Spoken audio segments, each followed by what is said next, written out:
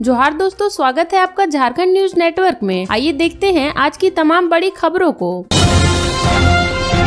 Giridih police के हत्थे चढ़े 5 साइबर ठग, ऐसे फंसाते थे लोगों को अपने जाल में। गिरिडीह में साइबर अपराधियों के खिलाफ एक बार फिर बड़ी सफलता मिली है। पुलिस ने 5 साइबर अपराधियों को गिरफ्तार कर लिया है। साथ ही उनके खिलाफ साइबर थाना कांड संख्या 24/2024 के तहत मामला दर्ज कर लिया है। गिरफ्तार अभियुक्तों के नाम शहनवाज अंसारी, दीपक कुमार, उपेंद्र कुमार महथा, रंजीत चौधरी, प्रकाश कुमार वर्मा शामिल है। उनके पास से 18 mobile, 29 SIM card, 3 ATM card समेत कई सामान बरामद किया गया है। दरअसल गिरिडीह पुलिस अधीक्षक को प्रतिबिंब पोर्टल के माध्यम से गुप्त सूचना मिली थी कि गांडे थाना क्षेत्र के कुछ साइबर अपराधी आम लोगों से ठगी कर रहे हैं। इसी सूचना के आधार पर साइबर पुलिस अधीक्षक गिरिडीह के नेतृत्व में एक टीम का गठन किया गया। उसके बाद उस थाना क्षेत्र में छापेमारी करते हुए 5 साइबर अपराधियों को गिरफ्तार कर लिया गया। पुलिस की पूछताछ में उन्होंने अपना जुर्म कबूल कर लिया है। साथ ही उन्होंने यह भी बताया है कि कैसे लोगों को अपने जाल में फंसाते थे। गिरिडीह साइबर पुलिस की पूछताछ के बाद अभियुक्तों ने बताया कि वह फर्जी सिम का उपयोग कर justdial.com ऐप के माध्यम से ग्राहकों को इंक्वायरी के नाम पर फोन करते थे।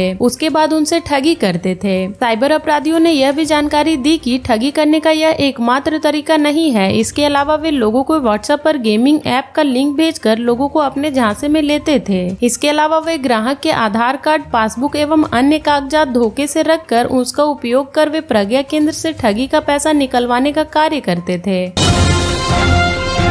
न्यायिक हिरासत में भेजे गए शेखर कुशवाहा, रिमांड पर फैसला कल। बढ़गई जमीन घोटाला मामले में गिरफ्तार आरोपी शेखर कुशवाहा को ईडी ने गुरुवार को PMLA कोर्ट में पेश किया, जहां ईडी ने अदालत से रिमांड पर लेने की इजाजत मांगी, जिस पर बचाव पक्ष के अधिवक्ता अभिषेक कृष्ण गुप्ता ने विरोध किया। फिलहाल कोर्ट ने शेखर कुशवाहा को जेल भेज दिया है। आज उनकी रात बिरसा मुंडा जेल में ही बीतेगी। कल शुक्रवार को एक बार फिर से PMLA कोर्ट में पेश किया जाएगा, जहाँ कोर्ट रिमांड पर फैसला देगी। बता दें कि इस मामले में पहले ही पूर्व CM हेमंत सोरेन, रांची के तत्कालीन उपायुक्त छवि रंजन, झामुमो नेता अंतु तिर्की सहित कुल 21 लोगों को गिरफ्तार किया जा चुका है। शेखर कुशवाहा जमीन घोटाला मामले में गिरफ्तार किया जाने वाला 22वां अभियुक्त है। फर्जी दस्तावेज के सहारे जमीन की खरीद बिक्री के मामले में जाँच के दौरान ईडी ने पाया कि शेखर बढ़गई अंचल के गाड़ी मौजा की 4.83 एकड़ जमीन की खरीद बिक्री में शामिल है। ईडी द्वारा कोलकाता रजिस्ट्री कार्यालय के तापस घोष, रंजीत और हजारीबाग के डीड राइटर इरशाद अख्तर की गिरफ्तारी और पूछताछ के बाद इस जमीन की खरीद बिक्री से संबंधित जानकारी मिली थी। गिरफ्तार किए गए अभियुक्तों ने इस जमीन की खरीद बिक्री से शेखर की भूमिका से संबंधित जानकारी ली थी। जांच में पाया गया कि शेखर महतो उर्फ शेखर कुशवाहा ने सद्दाम हुसैन, अफसर अली और प्रिय रंजन सहाय के साथ मिलकर वर्ष 1974 की फर्जी सेल डीड तैयार की थी। कोलकाता के रजिस्ट्री कार्यालय में रखे मूल दस्तावेज में छेड़छाड़ कर तैयार किए गए इस सेल डीड का नंबर 3954 था। इस सेल डीड में 4.83 एकड़ जमीन शामिल है। सरकारी दस्तावेज के अनुसार इस जमीन का मालिक तेतरा भोक्ता है, लेकिन दस्तावेज में जालसाजी कर रमेंद्र घोषाल को जमीन का मालिक बनाया गया। इसके बाद बढ़गई अंचल के राजस्व कर्मचारी के साथ साजिश रचकर रजिस्टर 2 में रमेंद्र घोषाल का नाम जमीन के मालिक के रूप में दर्ज किया गया। गौरतलब है कि ईडी को जमीन घोटाले की जाँच के पहले चरण में अफसर अली सहित अन्य के ठिकानों पर हुई छापेमारी के दौरान शेखर कुशवाहा के भी जमीन के कारोबार में शामिल होने की जानकारी मिली थी। पहले चरण के दौरान मिली सूचनाओं के आधार पर ईडी ने आगे की जांच जारी रखी।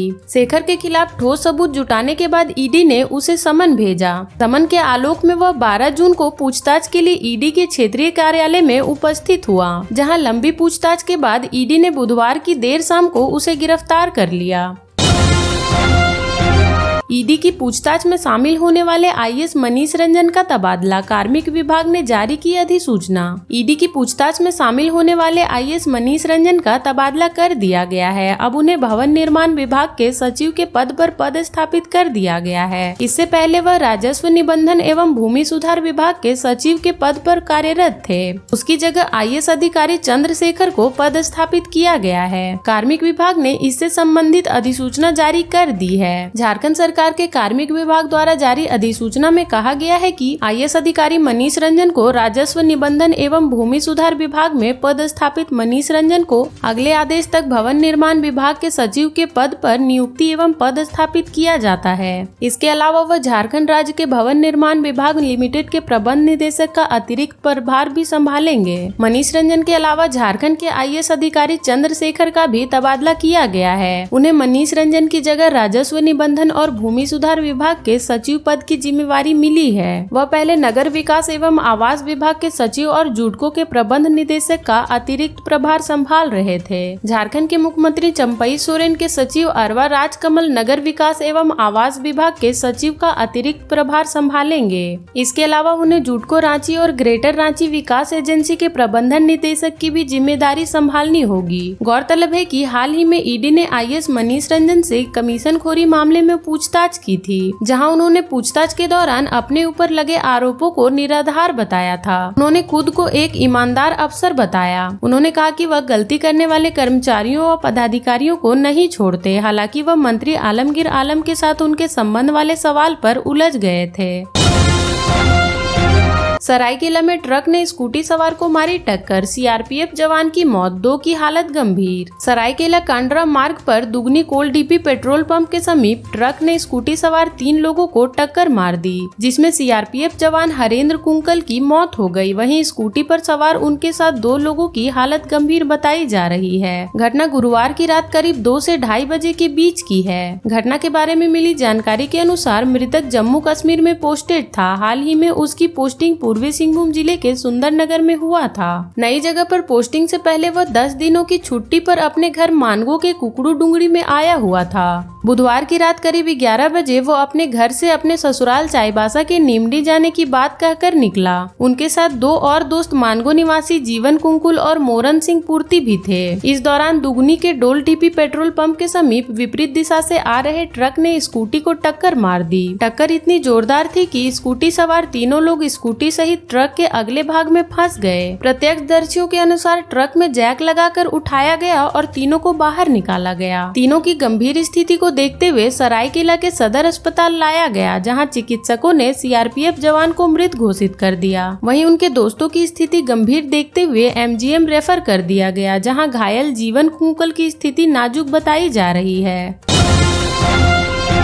पूर्व मुख्यमंत्री हेमंत सोरेन की जमानत याचिका पर झारखंड हाईकोर्ट में आज फिर होगी सुनवाई। झारखंड हाईकोर्ट के जस्टिस रंगन मुखोपाध्याय की अदालत ने जमीन घोटाले से जुड़े मनी लॉन्ड्रिंग मामले में आरोपी पूर्व मुख्यमंत्री हेमंत सोरेन की जमानत याचिका पर गुरुवार को फिर से सुनवाई होगी। बुधवार को 2 घंटे से अधिक चली बहस में सुनवाई पूरी नहीं हो पाई। इसके बाद अदालत ने मामले की सुनवाई के लिए 13 मई यानी आज की तिथि निर्धारित की। इससे पहले बुधवार को हुई सुनवाई में ईडी की ओर से वरीय अधिवक्ता SV राजू ने वीडियो कॉन्फ्रेंसिंग से पक्ष रखते हुए अदालत को बताया कि बड़गई अंचल की 8.86 एकड़ जमीन पर पूर्व मुख्यमंत्री हेमंत सोरेन का ही कब्जा है। कब्जा के संबंध में बड़गई अंचल अधिकारी राजस्व उप निरीक्षक भानु प्रताप प्रसाद तथा CM के प्रेस सलाहकार रहे अभिषेक प्रसाद उर्फ पिंटू ने बयान देकर इसकी पुष्टि की है। ईडी का पक्ष रख रहे वकील ने आगे कहा कि अभिषेक प्रसाद ने बयान दिया है कि हेमंत सोरेन के निर्देश पर ही उसने CMO में कार्यरत उदय शंकर को बरियातू की विवादित जमीन का सत्यापन कराने को कहा था। उदय शंकर ने बड़गई अंचल के तत्कालीन CEO मनोज कुमार को उक्त जमीन का सत्यापन करने को कहा। CMO मनोज कुमार ने राजस्व उप निरीक्षक भानु प्रताप प्रसाद को CMO के उक्त निर्देश के आलोक में मामले को निष्पादित करने का निर्देश दिया।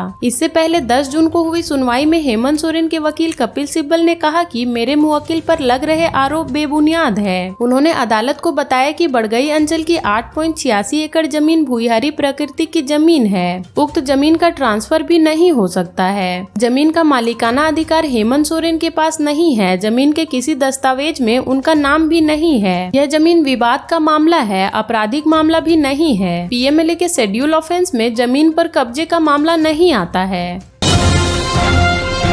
SNMMCH में योग प्रोटोकॉल अभ्यास शुरू। शहीद निर्मल महतो चिकित्सा महाविद्यालय धनबाद में 10 दिवसीय योग प्रोटोकॉल अभ्यास शुरू किया गया। बुधवार को इसका योगाभ्यास शिविर का उद्घाटन प्राचार्य डॉक्टर ज्योति रंजन प्रसाद ने दीप प्रज्वलित कर किया। शिविर में 9 दिनों तक छात्र छात्राओं को योगाभ्यास करवाया जाएगा। अंतिम दिन अंतर्राष्ट्रीय योग दिवस 21 जून को शिविर का समापन होगा।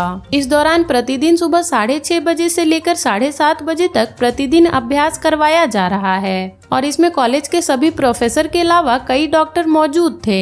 आज के कार्यक्रम में मुख्य रूप से doctor Phani Bhushan Singh, doctor Leena Singh, doctor Vineet Tigga, doctor Sumanand Jha के अलावा अन्य लोग मौजूद थे। बिजली व्यवस्था सुधारे अन्यथा सड़क पर उतरेगी जनता। धनबाद में बिजली की लचर व्यवस्था के खिलाफ नगर निगम के निवर्तमान महापौर चंद्रशेखर अग्रवाल ने बुधवार को बिजली विभाग के GM से वार्ता की। उन्होंने बिजली व्यवस्था सुधारने को कहा और राज्य के ऊर्जा सचिव से भी वार्ता की।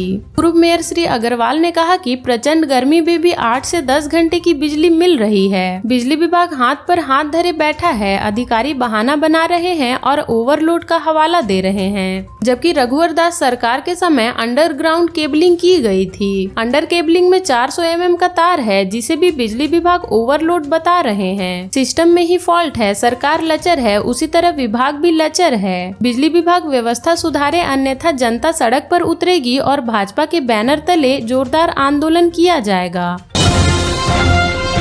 40 कर्मियों के स्थानांतरण के विरोध में बिजली कामगार यूनियन ने किया प्रदर्शन। झारखंड राज्य बिजली कामगार यूनियन के आह्वान पर विद्युत कर्मियों ने विभिन्न मांगों को लेकर विद्युत अधीक्षक अभियंता कार्यालय धनबाद के समक्ष रोषपूर्ण प्रदर्शन किया। कर्मियों ने नारेबाजी भी की। इस दौरान सभा में यूनियन के प्रदेश महामंत्री रामकृष्ण सिंह ने कहा कि 40 दक्ष तकनीकी कामगारों का मध्य रात्रि में स्थानांतरण कर तुगलकी फरमान जारी किया गया है। यह दुर्भाग्यपूर्ण है। जब तक स्थानांतरण आदेश वापस नहीं लिया जाता तब तक बिजली व्यवस्था में सुधार नहीं हो सकती है। उन्होंने कहा कि मांगे पूरी नहीं की गई तो 26 जून से धनबाद अंचल के कामगार बेमियादी हड़ताल पर जाएंगे।